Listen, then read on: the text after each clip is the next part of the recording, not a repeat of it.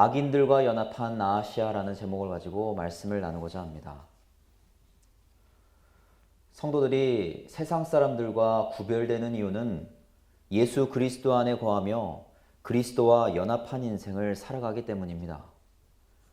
성경에서 그리스도와의 연합을 설명하는 대표적인 말씀 중 하나는 예수님께서 말씀하신 포도나무와 가지의 비유입니다.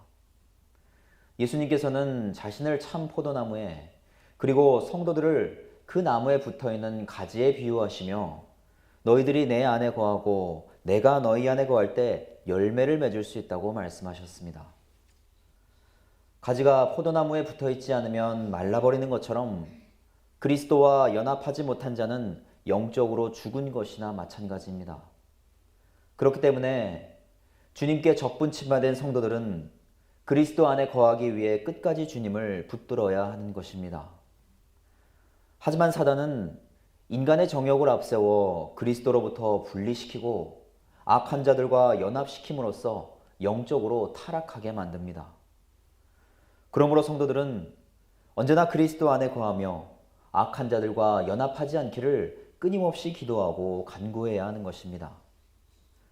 시편 141장 4절에 내 마음이 악한 일에 기울여 죄악을 행하는 자들과 함께 악을 행하지 말게 하시며 그들의 진수성찬을 먹지 말게 하소서. 시편 141장은 다윗이 고난 중에 쓴 시로 알려져 있으며 그는 이 기도를 통해 자신이 악인들의 죄를 따르지 않게 해달라고 하나님께 간구했습니다. 내 마음이 악한 일에 기울지 않게 해달라는 다윗의 간구는 시험에 들게 하지 마옵시며 라는 주기도문의 내용과 그 의미가 동일합니다. 그는 고난 중에도 악한 자들의 달콤한 유혹에 빠져 그들과 연합하고 죄의 자리에서 악을 도모하지 않게 해달라고 간절히 기도한 것입니다. 이처럼 이스라엘의 왕들 중 하나님께 가장 인정받던 다윗 역시 인간이기 때문에 죄의 자리에 앉지 않기를 끊임없이 간구했습니다.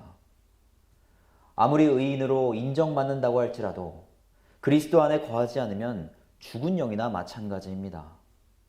그렇기 때문에 성도들은 하나님 앞에 인간의 죄된 본성과 연약함을 인정하고 죄를 범하지 않게 해달라고 간구해야 하는 것입니다.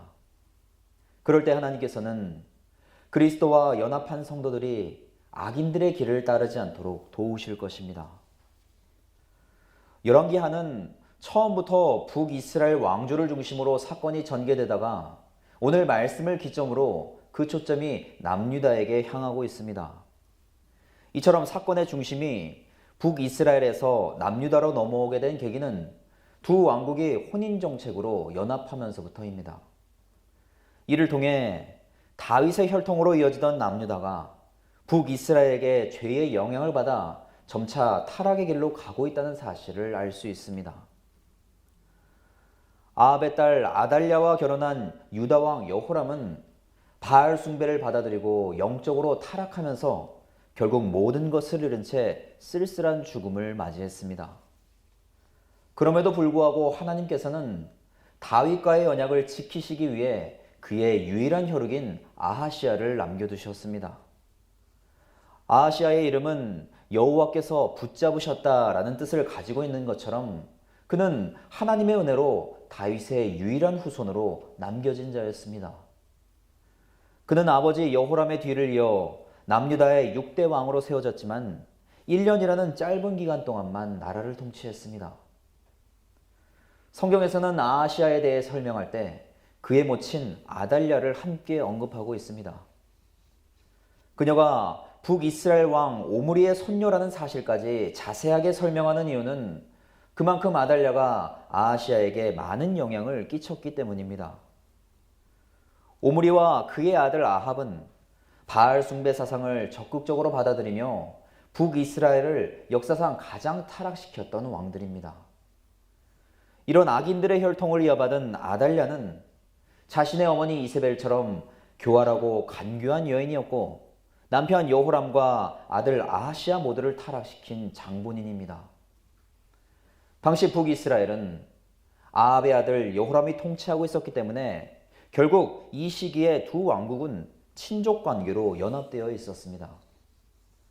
참고로 아합의 아들 여호람은 아달랴의 남편과 동명이인이기 때문에 성경에서는 요람이라는 이름으로 언급되기도 합니다.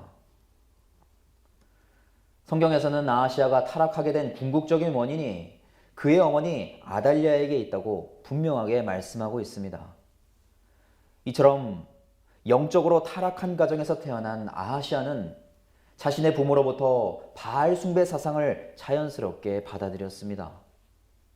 또한 아하시아 역시 아합의 집안 사람과 정략 결혼했기 때문에 죄의 고리는 끊어지지 못하고 계속 이어졌습니다. 하나님께서는 이스라엘 백성들이 이방 여인과 결혼하는 것을 금지하셨는데 그 이유는 이방 민족이 섬기는 우상으로 인해 하나님의 곁을 떠날까 염려하셨기 때문입니다. 그래서 솔로몬이나 아합처럼 이스라엘은 역사적으로 이방 여인을 아내로 맞이했을 때 영적으로 타락하는 경우가 대부분이었습니다.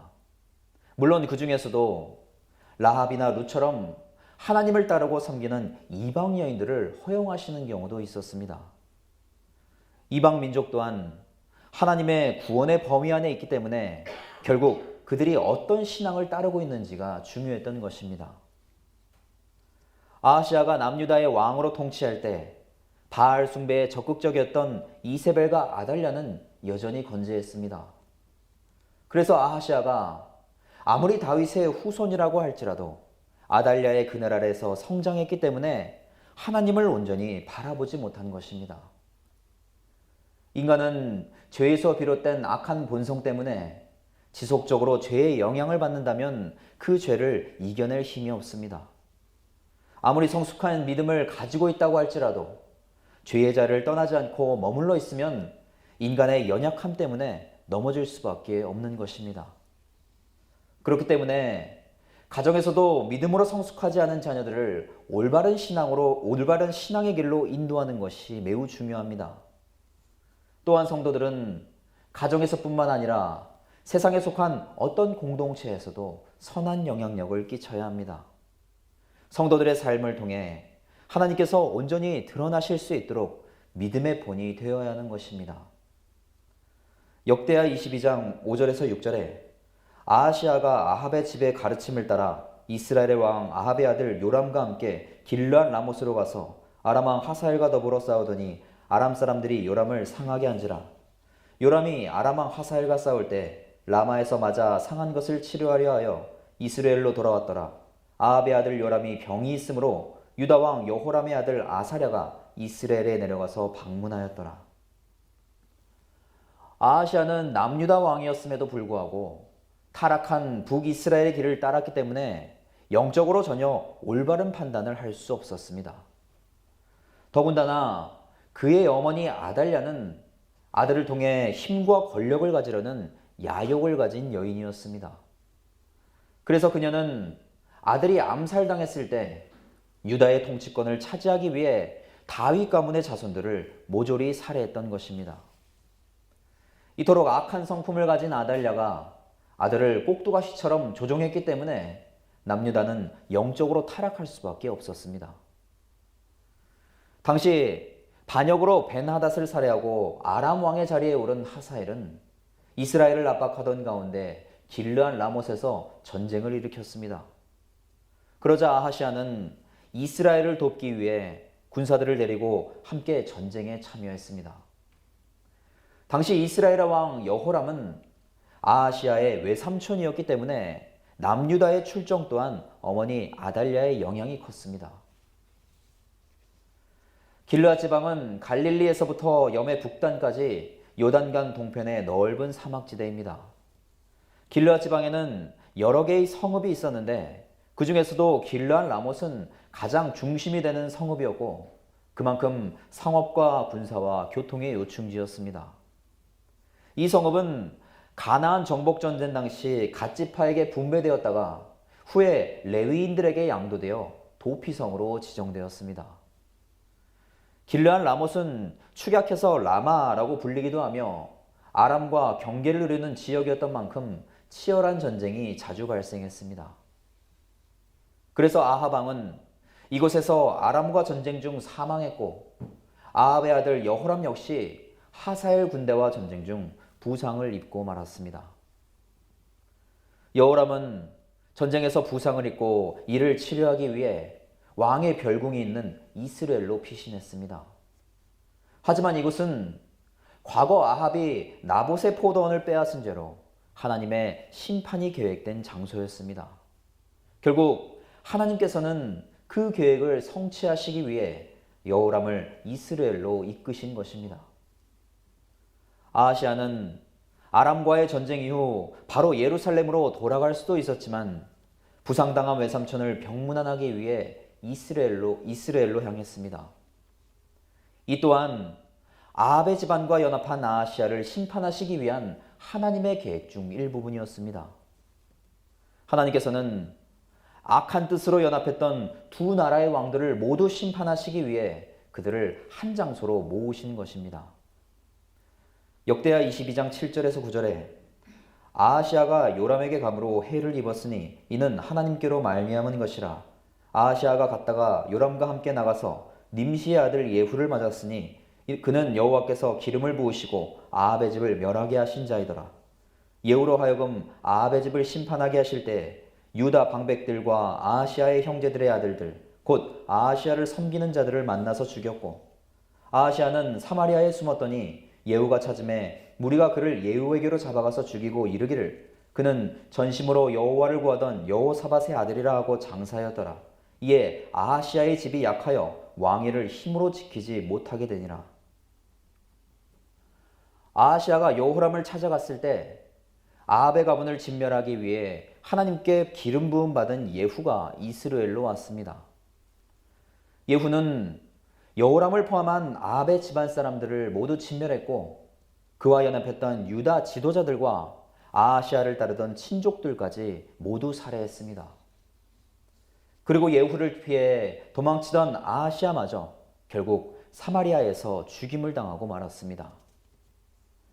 아하시아는 과거 아버지와 자신의 형제들이 죽임을 당하는 상황 속에서도 하나님의 은혜로 홀로 목숨을 부지했던 자입니다. 이처럼 그는 다윗 가문의 유일한 후손이었던 만큼 하나님의 언약을 잇는 중요한 사명을 맡은 자였습니다. 그럼에도 불구하고 악한 자들과 연합하여 그들의 뜻을 따랐기 때문에 결국 하나님의 심판을 받은 것입니다. 믿음은 누군가에 의해서가 아니라 하나님과 1대1의 관계 속에서 형성되는 것입니다. 그렇기 때문에 그는 어머니로부터 영향을 받았다고 할지라도 자신의 믿음을 지키며 하나님을 온전히 섬겨야 했습니다. 아하시아의 증조 할아버지였던 아사왕은 우상을 섬기던 어머니를 폐위시키면서까지 단호하게 종교개혁을 일으켰던 자입니다. 그의 아버지 아비암도 악한 왕이었고 어머니는 우상 숭배자였지만 아사왕은 하나님만 바라보며 믿음으로 결단했던 것입니다. 아마도 하나님께서는 아하시아가 영적으로 타락한 어머니를 끊어내고 믿음으로 유다를 다스려 주기를 바라셨을 것입니다. 물론 그 과정은 쉽지 않지만 그가 다윗의 유일한 후손임을 잊지 않고 하나님의 언약이 그를 통해 이어지기를 원하셨을 것입니다. 이처럼 성도들 역시 인생 가운데 믿음으로 결단해야 하는 순간들을 수없이 만납니다. 그 순간마다 성도들에게 필요한 것은 내가 그리스도 안에서 하나님의 사랑을 받는 자녀라는 확신이 있는 믿음입니다. 그 믿음이 성도들을 영적으로 더욱 성수시키며 하나님의 선하심을 따를 수 있도록 담대함을 허락하시는 것입니다.